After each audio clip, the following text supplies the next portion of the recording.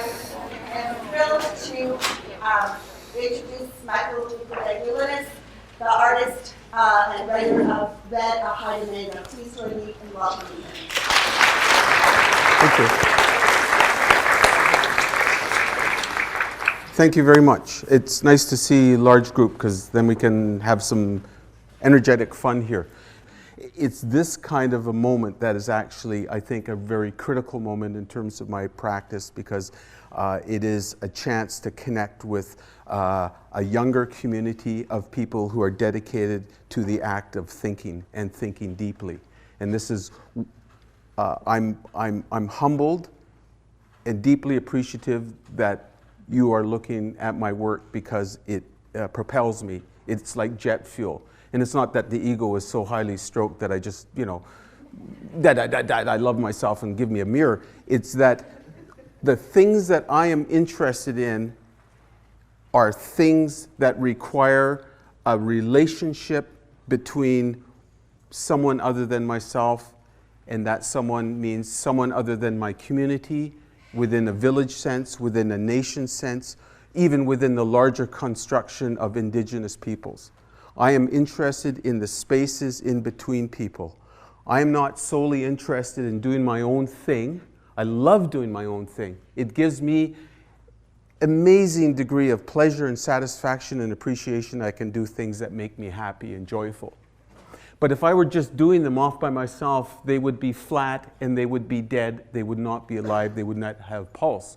It's when you look at the work that it starts to get exciting, where it really starts to move, where it starts to jump and dance, is when you start to decide what it is that you see, as opposed to saying, well, Michael said it means this.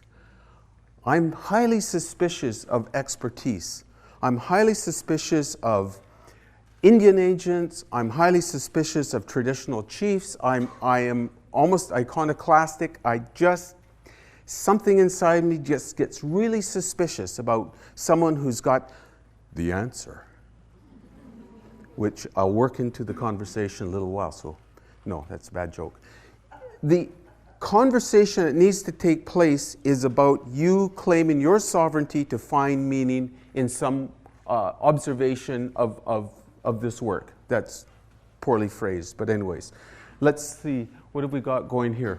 Okay, so I just wanted to do the first few minutes an introduction of the work, and we're going to look at a couple of websites, and then I'm going to go to a set of questions that have been asked here, and hopefully you're going to start interrupting me when you start to feel comfortable. Let me just tell you one thing. I've never graduated from anything. I walked out of art school because I had a fight with the instructor who said that in order for it to be true Haida art, we couldn't use power saws on totem poles. And at that time, I couldn't articulate how offensive that was to me, and I just ended up by going to administration saying, I'm out of here. I'm not paying money for this. Goodbye. I also never graduated from university. I had a chance. I took an international law course, and I remember sitting somewhere way up there, the nosebleed seats, and the professor was making some statement, and I thought, because I didn't understand how the system works, I thought it was a foolish thing he was saying, and I couldn't explain myself, so I ended up stomping down here and coming up here and trying to explain it, and then realized the room was deadly silent, and turned around and everybody was just, what the hell are you doing, puppy? So I don't work well, and well, that explains a lot of things about me. But the point is that I want you to interrupt. This is your time to claim your authority. I'm not marking your papers. You don't have to kind of wonder how you're going to fit in terms of your long career path. This is your chance to say, hey, just a minute, right? And I hope you say it nicely. But this is an open invitation to engage in a discussion. If you want to sit here and just listen to a lecture, hey, I mean, if I had all day, I can talk all day. That's not a problem, right? Just lap, lap, lap, lap, the sound of my own voice. Okay, so let's go here. Gas flaps. These flashing images here are taken from their gas cap doors from the Nissan 200 SX car. There are no more in the world. I bought them all. I cleared out all the warehouses in the States and in Japan because I have, as the last few years, developed a fetish for putting copper leaf on everything. There's a big rock out in the garden that my wife has told me I'm not allowed to touch because I look at it and I just want to cover it with copper leaf. So it's a bit of a fetish, a geeky thing, an obsessive thing going on, and this are some examples of it.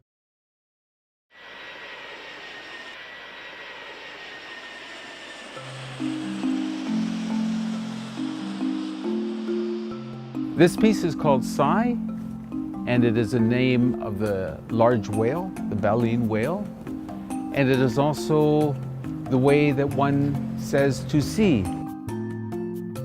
What I enjoy about art in public places is that it is art that belongs to the public. It's engaging, it's welcoming, and it looks to have relationships with vast numbers of people and create opportunities for them to find their own meaning in objects around them. Objects of beauty, objects that offer them a chance to consider their place, their role in the public world. I chose stainless steel as a primary material for this piece. This is a marine grade stainless steel designed for wet climates, and its location here at the International Airport in Vancouver. We've also used copper leaf, which was adhered in the traditional gilding pattern over the stainless steel. When I go back to the original sketch, I can see that the 2-year process has involved a lot of people, and out of that collaborative process, this is what we have today. The real magic is not so much in the object. The real magic is in that space between the object and the viewer, right? That empty, invisible space. That's where meaning comes in.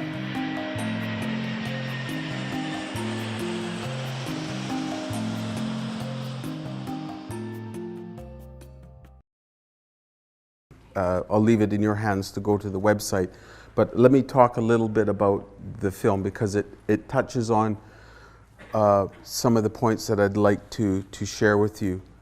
It talks about the space in between you and I, between I and the object, between one and that which we observe. And the space appears to be empty, and it most certainly isn't. It is filled with a whole big bag of assumptions, often filtered and curated by some external agency. In the case of the art, you would expect me to tell you what this piece means, Sei, that we saw, and I'll tell you about that in a minute, because I'm the creator, right? If it's a painting, you will expect me to sign it on the bottom right-hand side. And then, you know what's good about that is then you know where the horizon is. You can make sense of the whole world because the guy in charge told you how to look at it. Well, what if I screw with your minds and then put the title here? And what if I really grab hold of you and say, and here's another piece of information, an archiving date. This has happened in a gallery, and it made me so happy. The person that bought the painting came back. The gallery phoned me and said, Michael, got a problem. I said, what is it? They said, they don't know how to hang it. They don't know which side is up, which is exactly what I'm trying to do. Why should I have to tell you which side is up? And what is it about what I'm doing that makes me the ultimate authority on the object? The meaning lies in between the object and the observer. And you can either claim this space or you can give it away freely. And there's a lot of people in this world who would really like you to give it away freely. And thank God we just said goodbye to one of them at the election the other day. Right? It's absolutely essential to become engaged. Now, let me just play with an idea of authority there, just because you might not know this. But we have this word called chief. And it's a European word of some lineage, I'm not exactly sure. But I think it really harkens back to the sort of sun god sense, the sense that there is a hierarchy, and at the top of the hierarchy there is a somebody in charge, and everything flows downhill from there. You know, that king on top of the hill, if he likes your fatted calf, those of you living down at the edge of the marsh below, he'll take it.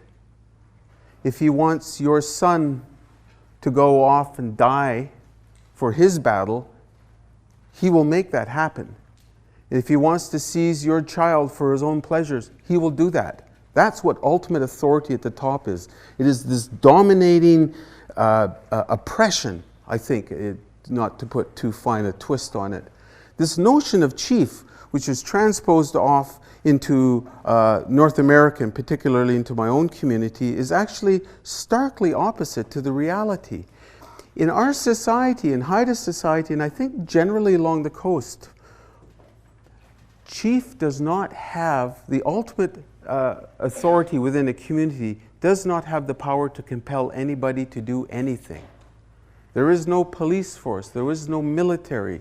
There is an expectation that the highest ranking person will seduce you, will bribe you, will love you up to the point where you just want to become engaged with that person.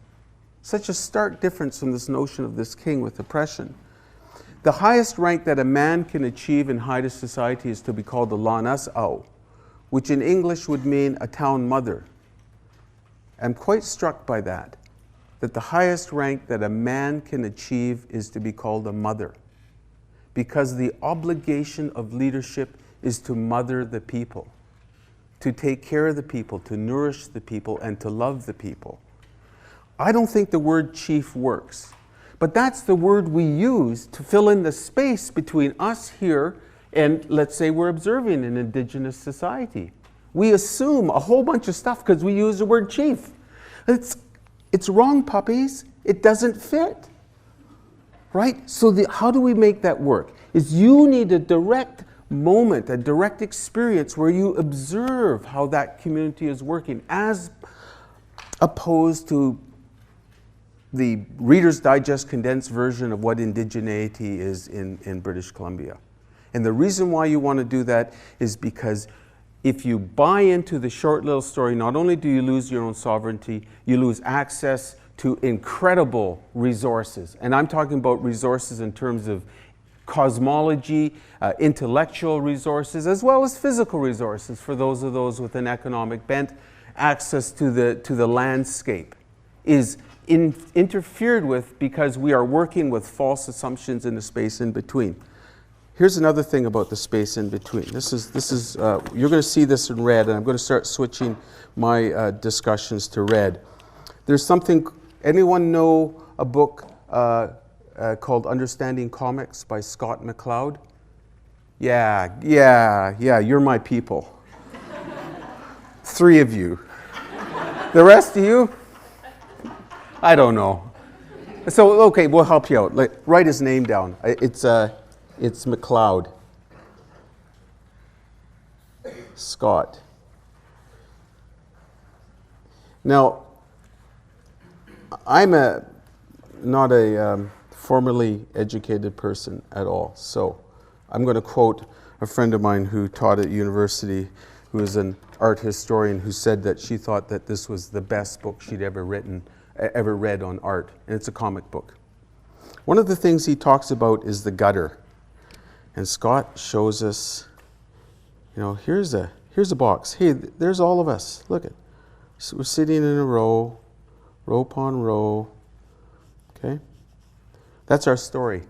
Everything that's important is happening inside the box, right? Nothing important is happening outside the box.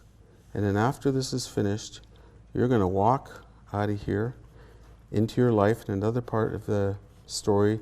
I'm going to go screaming down the road in this big car. These are very bad drawings. I'm way better than this. I gotta be, otherwise you wouldn't have me here.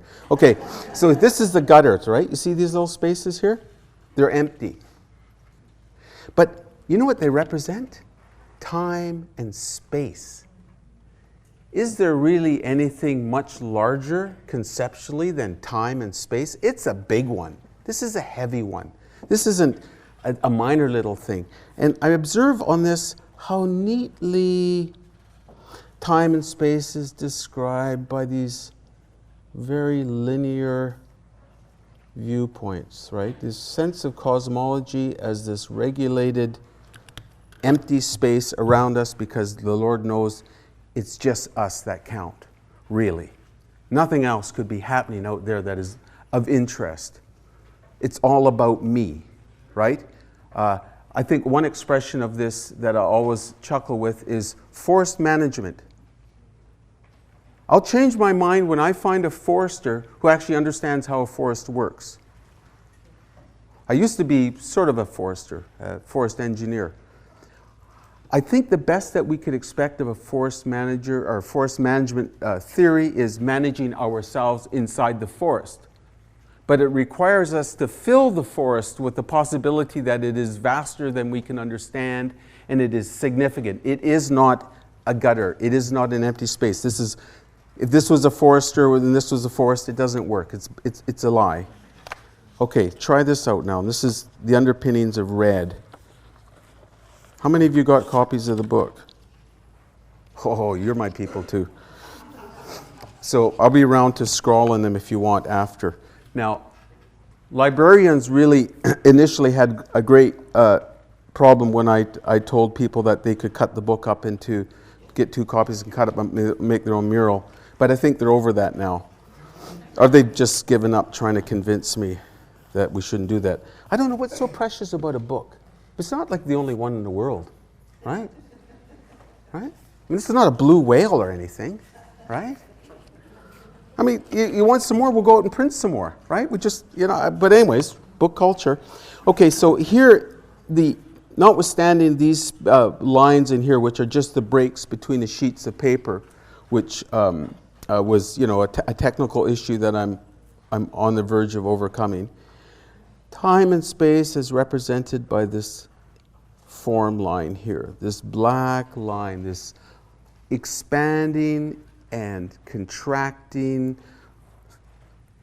what could I call it, a rhythm, a sense of jazz that moves along. We're still there inside our stories, right? There we are.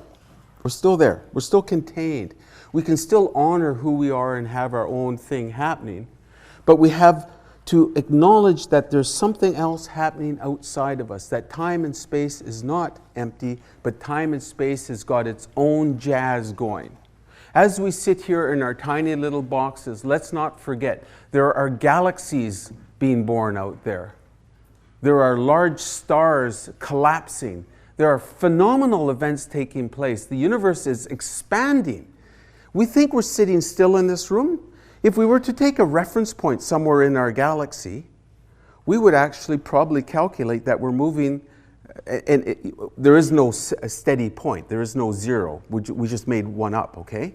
A reference point. We're moving at something like 540,000 miles an hour.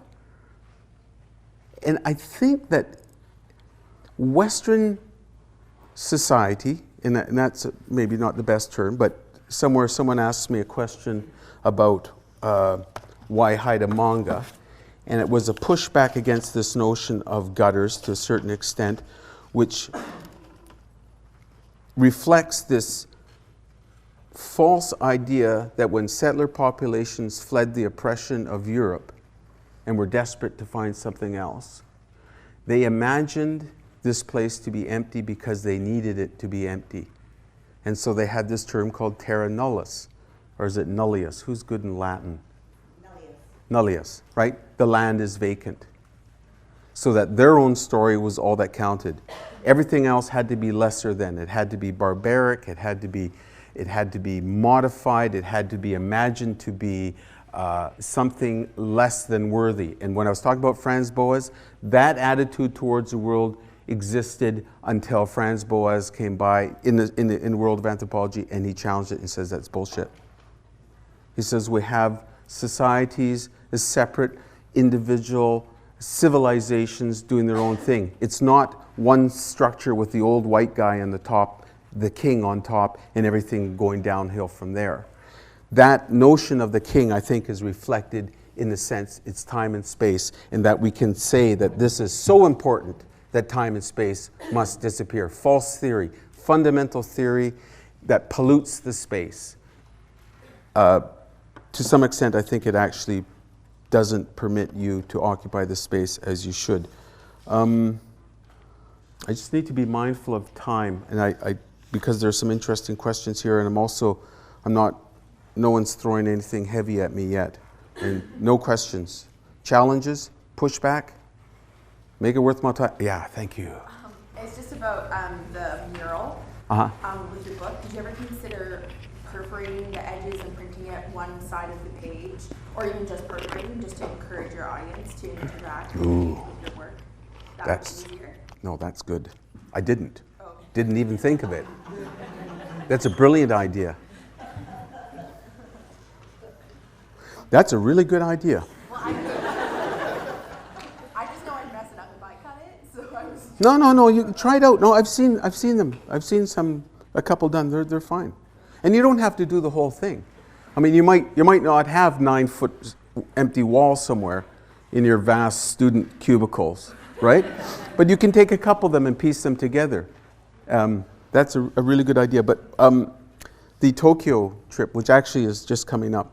So I'm exploring Japanese scroll paper, a mulberry paper, so that I can start. I want to do another one similar, a long piece, but I'll do it on scroll paper. And we're going to geek around a bit about the qualities of different paper and then how to paste them together so that I can actually fully eliminate the great white spaces.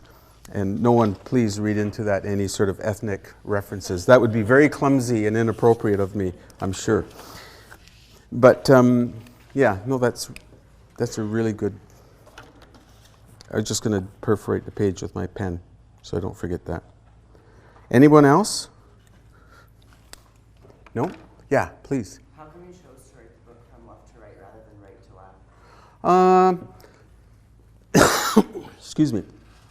I thought that my primary audience. I had to think of my primary audience, which is you folks here. Right, all you rich students who have all this money to spend on books, comic books too. No, but yeah, I needed to, as much as I wanted to position my relationship, my community's relationship with Asia, which is long-standing. I can talk about that if you wish, but and will, because I think it's a question. I had to realize that the audience I was trying to talk to was here. And why I needed to talk to this audience here, as Dolores and I were talking earlier, the area of study I think that this class is engaged in, or some of you are engaged in, or certainly I'm engaged in, is not dry bones statistics. This is not, European history, 1860s revolution. It's not the design of Anglo-Saxon war shields. The things I'm talking about really are questions like, why did the last Prime Minister of Canada feel he could say that he honestly, and this isn't his quote, but that I'm told by some of the women that they think the number is closer to 3,000, but I think the official number is somewhere around 1,000, that 1,000 Canadian citizens can be just vanished, and frankly, quote, it's not high on my radar. It's not high on his radar for two reasons. They're women, and they're Indigenous women. And so if we have 1,000 or maybe 3,000 missing, stolen, murdered, vanished women, that's not Anglo-Saxon shield design. That's not European history in the 1800s.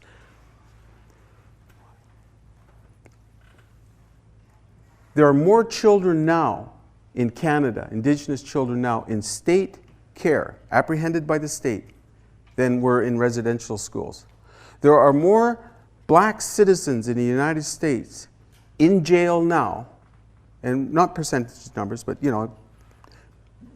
are not whole numbers, or whole numbers. Sorry, I'm mixing myself up now. More black people in jail now than there were slaves in the U.S. I think that we need to consider, why is the life expectancy of Indigenous people in this prosperous country amongst the lowest of any identifiable group in Canada? Why am I so unique that I'm 60 years old and my child has never been apprehended? I've never gone to jail. Right? I don't have a drug and alcohol problem, right?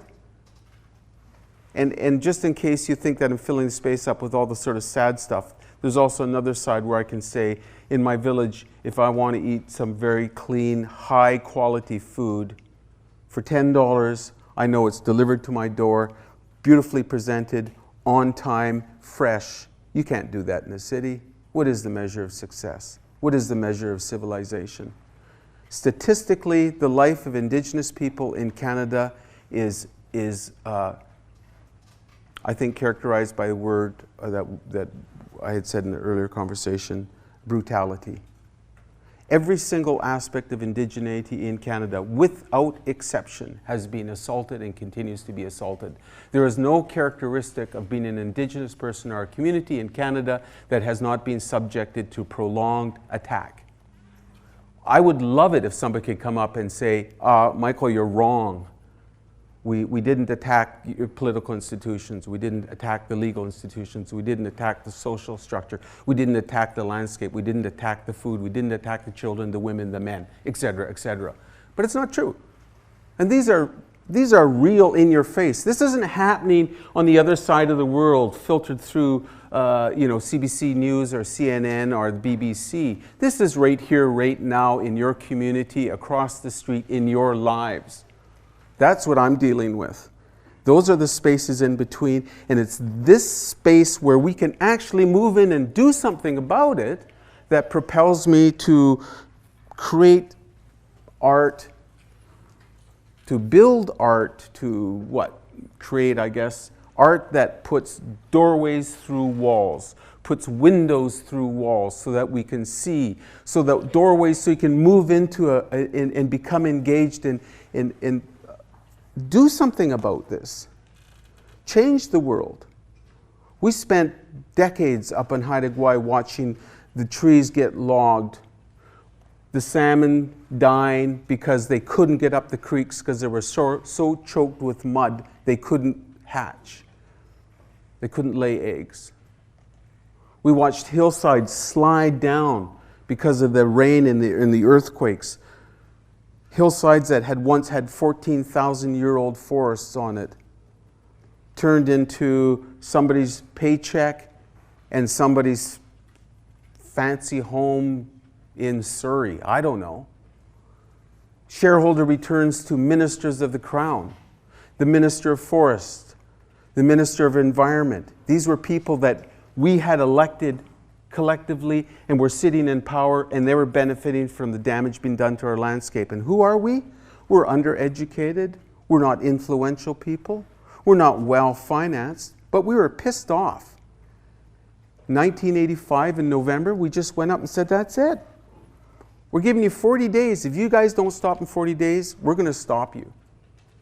Incidentally, that was the biblical reference to Jesus in the desert. Who knows where this stuff comes from, right? It wasn't like sitting in the cave communing with, just a minute, message coming in from my grandfather, 4 sacred directions, 40, okay, got it. No, this is a living contemporary thing, right? So we used the 40 days, threw it in there. 40 days later, the RCMP are topping on our doors. The province is sending us fax, this is pre-email days, telling us that if we did dare interfere with this, there would be serious repercussions. Don't you dare interfere with the logger's legal right to log. And we did. And by the time the dust settled, there were 75 of us arrested. I was one of, I think, if I remember, 11 served with contempt of court. You want to piss the system off? Don't go kill somebody. Don't go damage property. Contempt the court. Show your disrespect for the foundation, the whole structure. They just go crazy. And they were going to throw us in. I remember the day sitting there and the judge, he's just a piece of work. And he says, I'm thinking of something in terms of a year's imprisonment, but I'm going to let you guys go home and think about it for a week. And you come back next week, and if you apologize and promise not to be bad Indians again, I think we can make a deal. He didn't say make a deal. We came back a week later, and we said, no, sorry, can't apologize, doesn't feel right. I mean, we were scared. We were young kids. I was much younger. I was your age, and I was scared. We were all scared. We didn't want to go to jail. And he had to back down. And he had to back down because the amazing public support of regular citizens who started to see the world that it wasn't one about ethnicity, Indians in this box, white guys in this box, and various shades of color and influence in here. That there wasn't separation here, but that we were all talking about an issue of class, we were talking about an issue of influence, we were talking about an offensive situation that was intolerable, and that they were going to do something about it. And so you had letter campaigns, you had priests talking to the judge. We heard about this later. The Catholic priest actually talked to his member of his congregation, who was a judge, and said, you can't put old women in jail, right? We hit something. The waves all came together. The energy came together at one place, and we won. That same place today that we saved has been identified by National Geographic Society as the best managed wildlife area in all of North America. Not one of the best, but the best. The decision-making process that is used there today is based on consensus. We forced Canada to agree that all decisions in the management structure would be made by the agreement of the Haida team and the Canada team. We weren't pushing our chiefly manners down, our constitutional rights as a federal government or a provincial government or any kind of authority. We were saying we're going to make decisions collectively here, and everybody in the room has a say. Everyone in the room has a veto. And so coming back to trying to seduce you to come into the space is based on, and why I'm doing my artwork and why am I doing left to right. Wow, that was a long way back, wasn't it? Whew. Once you get wound up, right, you just, it's like the Blue Jays. You don't want to throw the ball yet. It's not ready, right? Anyways, was because it's so critical for me to share with you the experience that all we did was Q&A. And it's not question and answer, it's question authority. And when we questioned authority, the forester couldn't tell us. He couldn't tell us how a forest worked. And we could see with our own eyes that he didn't know what he was doing. And so we stepped into this space. We walked boldly into this space that was supposed to be invisible, and we occupied it, and we changed it. The best managed wildlife area in all of North America, because a group of undereducated, unemployed by, classic definitions, people, Indian people, out on the fringes of society, nose to nose with the most powerful men in the province of BC, influential businessmen and highest level elected leaders, and we won. Because we didn't allow them to filter the space. We moved from being a passive observer to being an active player in finding meaning. Just like that person in the gallery, you figure out where the horizon is. And when you do that, you turn the whole world around. And so it's that, when I woke up after that whole, what was a 27-year career of politics, I realized that I had witnessed something profound. All this was done without insult. Nobody was shot. We didn't curse at anybody. In fact, we were so nice that one morning when we, after a late night of drumming and partying around, Indians just got to party, right? And we were just having fun down in our camp, 40 miles from the nearest light bulb, and just enjoying the sense of collective action that we were involved in. So we all slept in. And the next morning, yeah, what do you want? It's the police. The loggers are on the road. They're ready to go to work. Where's the blockade line? Oh, geez. Look, we haven't even had our coffee yet.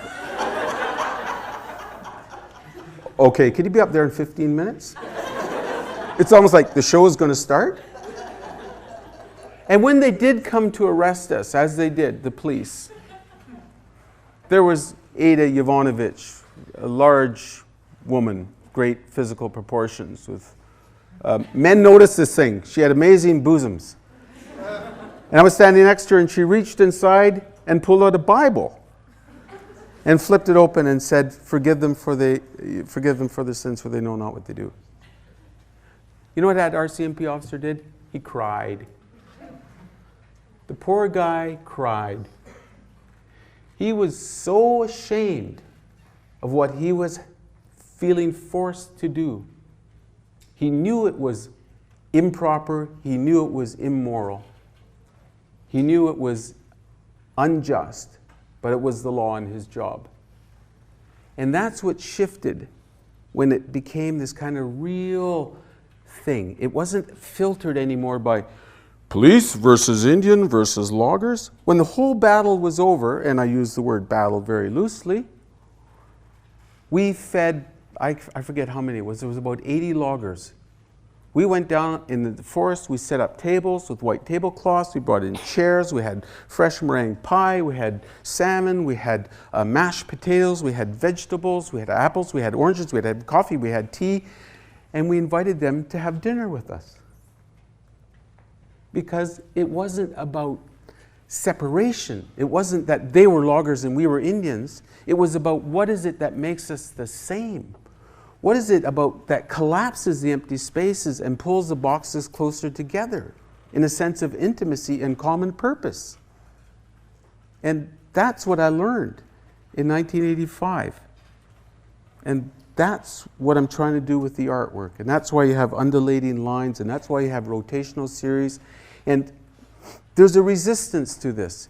Okay, so back to the video Sei. So the client said, Michael, what is it? We need a name.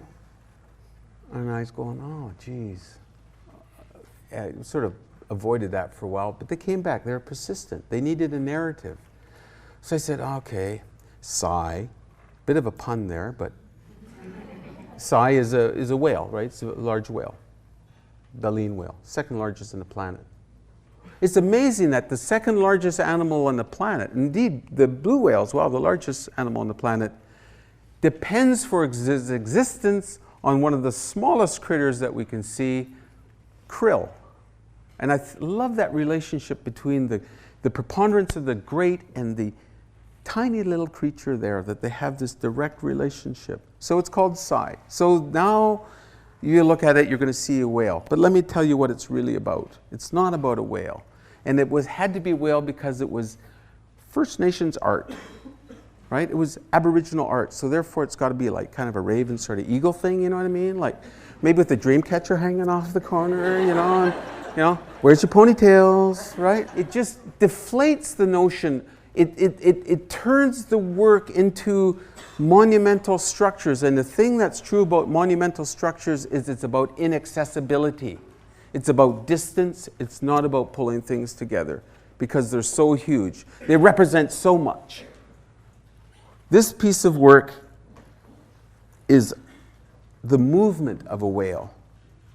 It's the movement of a large creature when it leaves its comfort zone, its ocean, and it throws itself bodily up into the air, arcing over, twisting over, totally trusting and confident that it's going to land safely back where it needs to be. It's the undiluted potential of engagement in the empty space. And that's what that piece is. So there's questions here, and time is running, and we only have a few minutes later. So if you're going to interrupt, you just got to like bark it out. But I'm going to go through some of the questions I got. Why did you choose to begin Red as you did as a traditional fairy tale? And of course, it says, once upon a time, this was a true story. Well, there's a number of ways to approach this. I think all experiences become fables over time. I think that some fables become more robust and persistent because we have invested so much in them. We keep them alive. We hold them up as truth or tropes. We build monuments on top of them. I wanted to say, look, maybe this is a true story once upon a time. I'm not claiming that authority. I'm not standing up here as the latest prophet of indigeneity. I'm just a living person. You and I have more in common, and you and all the people beside you and around you in this room have more in common with one another than we all do with our great-grandparents. Maybe even our grandparents. Some of you might even think our parents, and that might be true.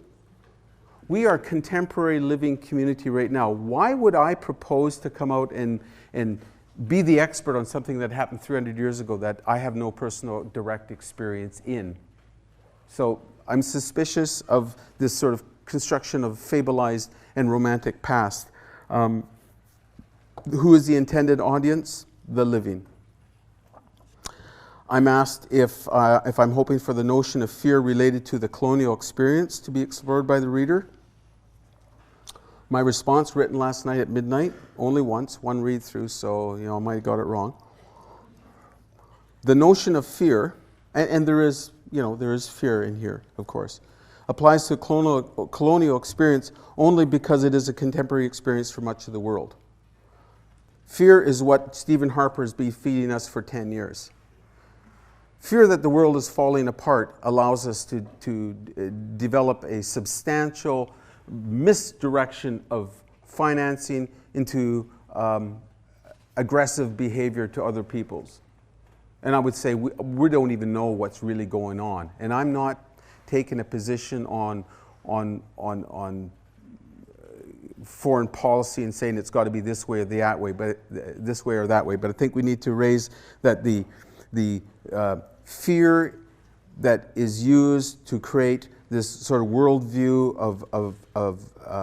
is an excuse for brutality and violence based on judgment that is at best questionable. I created this Haida Manga piece at the same time that George Bush, his response to New York, he got up and brayed that he was on the revenge trail. I thought, what a moment that was. Oh God, I wish I could have been there. Could I just be George Bush just for like 30 seconds at that time? That was a pivotal, shifting moment. What if he had said, I don't know why this happened, but if we're doing something wrong, I'm really sorry, I apologize. Like, how about that one instead of like, I'm going to get you, right? Like such a moment, and these moments are presented to all of us. This is the empty space that's set in front of us. And how we move into this space really does affect the whole comic book. And so, okay, I'm now going to ask for a student here. There's a really good one here, which is on the last page. Jutta is saying, let's go home, son. And the point here is that home could be interpreted in at least two ways. And so if there's someone here, I wanted to hear this because I'm very interested in what this person or you as a group have really wrestled with, the notion of home, because I think it's really an important one. Yeah. Do you want to come on up? I guess? Because you got to be on the movie. Oh, we're making a movie. Just in case you didn't know.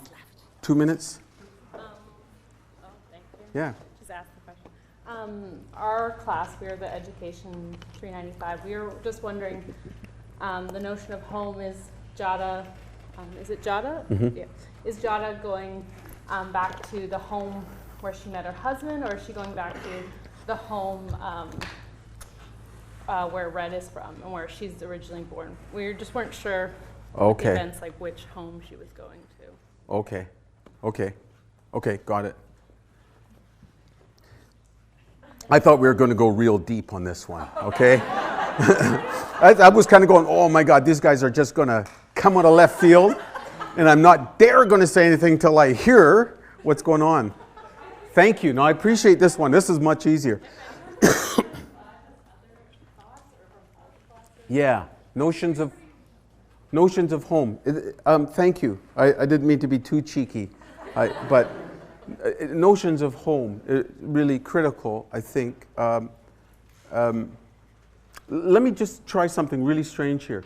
If the world was a ship, biocultural diversity is a lifeboat.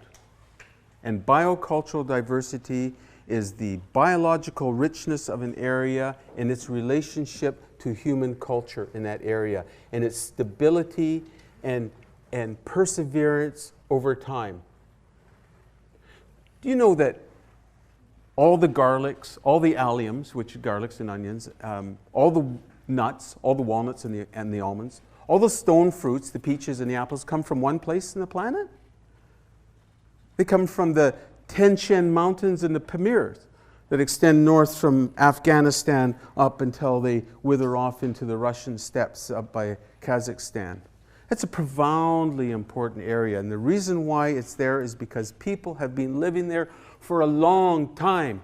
There are ancient Persian people there that speak language that isn't really totally in sync with the way Persians spoke in other parts of the world. There are people there, as a matter of fact, this one guy was explaining to me the columns in his house and through a translator, and he was saying, yeah, and this one is Abraham, and this one is, I can't remember the names. They had all these names for them, but he said, but really, it's actually, that's Mira, and these are other names, like older, pre-Christian, pre-Muslim kind of names he had for it. But he said Zoroaster came along and said that we really should change our names. And I'm going to the translator. He's talking about this guy like he stepped in the door yesterday. Zoroaster. When was Zoroaster? Come on, somebody help me out. When was he alive? We need to wrap up? Okay. That's it. Sorry. Okay. And please, I'm so sorry to cut you off, but just because the next class is coming in, I really want to give you this as a gift from us, from our hearts. We really appreciate it. Please join me in Okay. thanking us. Thank you. I'm so sorry about the time limits. Oh, that's good. Yeah, no, I understand that.